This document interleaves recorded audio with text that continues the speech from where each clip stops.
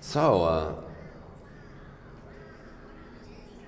what brought you to collect video art?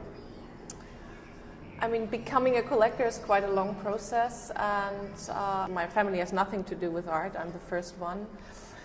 But there was a lot of video and camera around me, so for sure I was this MTV kid, and a lot of events of my own life were captured by video. So this was something really was very familiar to me in my childhood. And I think there was one important experience for me. This was in 2003 when I met Harold Falconer. This was my first private collection I've ever seen in my life, and yeah, his love and his enthusiasm to art inspired me so much that I made this decision to build up my own private collection. And for sure, video was something, yeah, I was very familiar, very close to it. And it's the generation, it's the media of my generation, it's the art of my generation, so there was no question which kind of media I should collect. Okay, cool. Is there like a particular artist that you discovered early on or inspired you somehow? Yeah, I mean there was a show by Douglas Gordon. It was also 2002, 2003, first time I was in New York visiting all these galleries. And 24-hour cycle? Yeah, or? no, it was not 24-hour cycle, it was this play dead real time. Ah, okay. Where this elephant is playing his own death. So this was something that touched me very, very much. And then I think the first video piece that came into my collection was really Aaron Young and Mika Rottenberg. So they were the two first pieces and artists I met, and I started collecting them. And it's very interesting to follow them now, nearly 10 years. So yeah. I remember Aaron from the Whitney Biennial, and I've known him for over 10 years. So I really saw him like when he was still kind of this underground New York artist. Absolutely. When I met him, he has no gallery and nothing. It was a nice experience for both of us in that days. Yes. So when we and I'm very happy because I have this. I think it's one of his best videos he's ever made. The high performance. Cool. So the last time we met, you didn't want to release the artists you selected for the exhibition at the Art Cologne. Is that something you could talk about now, or? No, I think we should talk a little bit about it. This is the reason why we do this speak here and this talk. So, I mean, first of all, I had to say it was a long decision for me, and not so easy to decide to do a presentation of my collection at an art fair. But then I recognized I'm not the first one. There has been always some solo and special shows of non-institution at the Art Cologne. So I figured out that in 1993 Saatchi had a presentation with a young British artist at Art Cologne.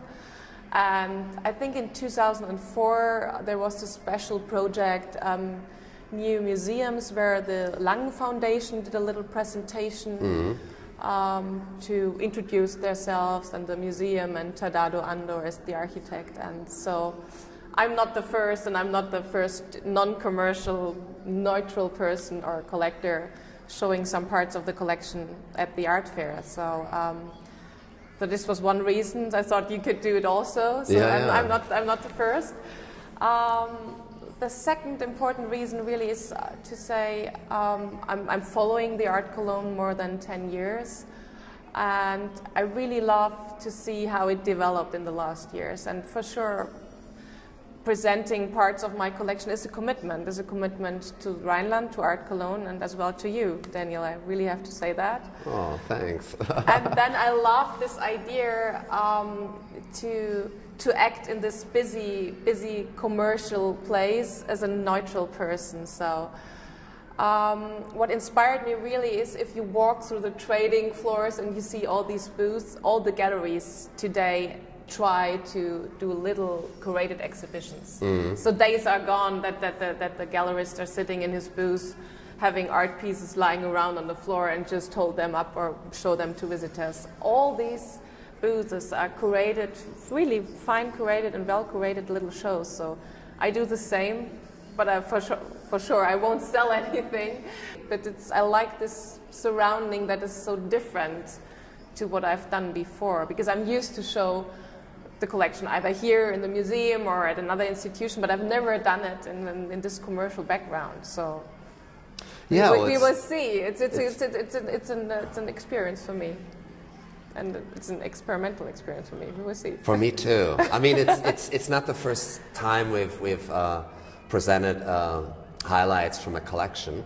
It's interesting that you mentioned Harold Falconer, because I think in 2007 was the last time that we presented a private collection, and it was highlights from the Harold Falconer collection. Was it at the floors, or was it nearly the same place where I will show now parts of the collection, at the entrance area, or where was it located? You know, I'm not sure. I wasn't there. Oh yeah, okay. It was my foreganger, my predecessor, who had organized that. No, I think, I mean... But it was really at the fair? Or was yeah. Okay. Well, we moved, I moved into new halls in 2009. Yeah. And this would have been in the, not the old halls in the Rheinhallen, but it would have been in the Halle 4 and 5, which was sort of buried in the middle of the Gelände, you know, in the middle of the trade show center. So I think it was right, you know, kind of mittendrin in the middle of where the exhibitors were. Okay. I think what the situation we have now with you is very exciting, because you come into the entrance hall of the fair, and then pass on the way into the exhibitor halls. We've sort of dedicated the whole Passage 311, this Walter Koenig bookstore there, and then this large wall with a curtain and an entrance gate into Das Museum Brennt. Das Museum Brennt. This is the title of the show, yeah. But it's also an artwork, right? It's an artwork. I mean, the idea of the selection of the works is all the selected works deal with the idea in general of positioning and exhibiting art and the multiple functions of art spaces. For sure, as a functional reaction of the surroundings. And so how can art be presented, captured, received, and in different ways? So, and I thought this title, Das Bildermuseum Brennt, is perfect, because Clemens von Wedemeyer's piece is really in the middle. If you just walk in, you will see that it's a 3-channel projection, and you have these 3 persons acting in this video installation. So one is a visitor who just is walking around the museum and is the recipient. So there's another person acting, which is a security guard, taking care about the art, and there's one invader, but I don't want to tell too much, who's occupying a museum space. So we have all the pieces deal with this idea. So we have a piece that is, for sure, has a theme. As a theme, at the main focus is the studio, the artist studio. So where normally art is produced, but perhaps could be also used in another way. And then we have another piece that is dealing with the idea of presenting art in a museum, which is normal, but also presenting art perhaps in a public space.